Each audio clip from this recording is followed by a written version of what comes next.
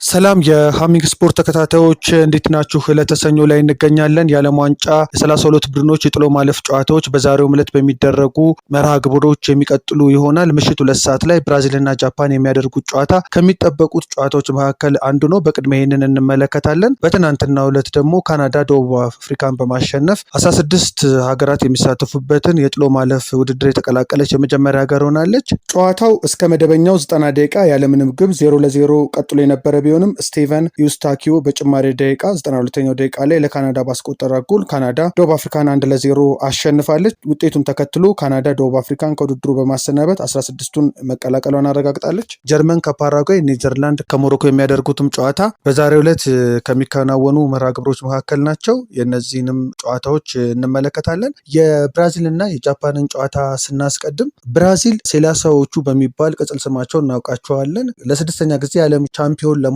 ጉዟቸውን ለማድረግ በዛሬው ዕለት ጃፓንን የሚገጥሙት 32 ሀገራት በሚገኙበት የጥሎ ማለፍ መርሃ ግብር ከጃፓን ብሔራዊ ቡድን ቀላል ፈተና ይገጥማቸዋል ግን ተብሎ አይጠበቅም። የጃፓን ብሔራዊ ቡድን በዓለም ዋንጫው የምድብ ጨዋታዎች ያለ አንዳች ሽንፈት ካጠናቀቁ ቡድኖች አንዱ ነው። አንድ ጨዋታ ሲያሸንፍ በሁለት ጨዋታዎች አቻ ወጥቷል። በ5 ነጥብ ኔዘርላንድ የበላይ ሆና ካጠናቀቀችበት ምድብ 6 ሁለተኛ ሆኖ ነው ጨርሶ በዛሬው ዕለት ከብራዚል ጋር የሚገናኘው። ለዚህ ነው በምድብ ጨዋታዎች በተጋጣሚዎቹ መረብ ላይ 7 ግቦች ያስቆጠረው የጃፓን ብሔራዊ ቡድን ተቀያያሪ በሆነ የጨዋታ መንገድና ከኳስ ውጭ ባለው ውጤታማ እንቅስቃሴ የብራዚል ብሔራዊ ቡድንን ይፈትነዋል ተብሎ የሚጠበቀው። ጥቅምት ወር ላይ ጃፓን ብራዚልን በወዳጅነት ጨዋታ ማሸነፏ ደግሞ ይህንኑ ሀሳብ የሚያጠናክር ነው። ያ ሽንፈት የመጣው ከ12 የእርስ በርስ ግንኙነታቸው ከተመዘገቡ 11 ድሎችና አንድ ያቻ ውጤት በኋላ ነው። በእርግጥ ብራዚል ከሞሮኮ ጋር ካስመዘገበቻቸው ውጤት ውጭ የምድብ ጨዋታዎቿን በድል ተወጥታ በቀዳሚነት ነው ያጠናቀቀችው። በሶስቱም የምድብ ጨዋታዎች ግብ በማስቆጠር የቀደሙትን የብራዚል ኮከቦችን ታሪክ የተጋራው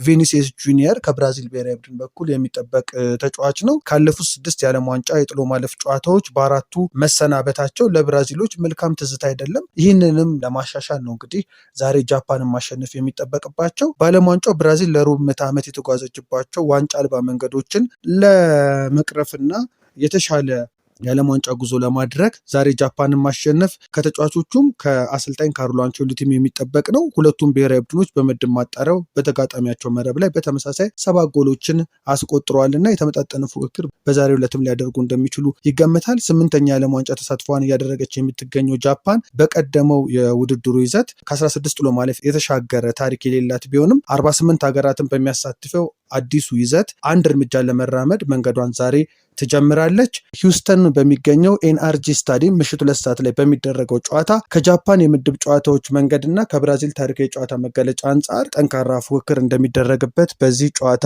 ተገልጿል። የ21 ዓመቱ የጃፓን ብሔራዊ ቡድን አጥቂ ኬንቶ ሺኦጋይ ብራዚል ከነበረችበት ከፍታና ታላቅነት ወድቃለች በማለት የተናገረ ሲሆን በዚህም በርካታ የብራዚል ተጫዋቾችን ቁጣ የቀሰቀሰ ሲሆን የቡድኑ አሰልጣኝ ካርሎ አንቸሎቲ በበኩላቸው ከጨዋታው በፊት በሚደረጉ የቃላት ጦርነቶች ላይ መሳተፍ አያስፈልግም፣ ጨዋታው ላይ ማተኮር ይሻላል በማለት ተናግረዋል። ሁለቱም ቡድኖች በምድባቸው ምንም ሽንፈት ሳያስተናግዱ ዛሬ ምሽት መገናኘታቸው ጨዋታውን ይበልጥ ተጠባቂ ያደርገዋል። ምንም እንኳን ብራዚል ጨዋታውን ልታሸንፍ ትችላለች የሚል ቅድመ ግምት ቢሰጣትም ጃፓን ከባለፈው መስከረም ወር ጀምሮ በተደረጉ 10 ተከታታይ ጨዋታዎች ምንም ሽንፈት ያላስተናገደች ሲሆን በተለይ እንግሊዝንና ብራዚልን ያሸነፈችበት ጨዋታ ቀላል ተጋጣሚ እንዳልሆነች ማሳያ ነው። እንደ ኦፕታ ሱፐር ኮምፒውተር ግምት ከሆነ ብራዚል 57.7 በመቶ የማሸነፍ ግምት ሲሰጣት ጃፓንን ደግሞ 18 በመቶ የአሸናፊነት ግምት አግኝታለች። በሌላ በኩል የብራዚል ብሔራዊ ቡድን አሰልጣኝ ካርሎ አንቸሎቲ በቅርቡ ከጉዳት ወደ ሜዳ የተመለሰው ተጫዋቻቸው ኔይማር በጥሩ አካላዊ ብቃት ላይ ቢገኝም የዛሬውን ጨዋታ ከተቀያሪ ወንበር ሆኖ ሊጀምር እንደሚችል ተናግረዋል። በበርካታ ደጋፊዎች ዘንድ ተወዳጅ የሆነው ተጫዋቹ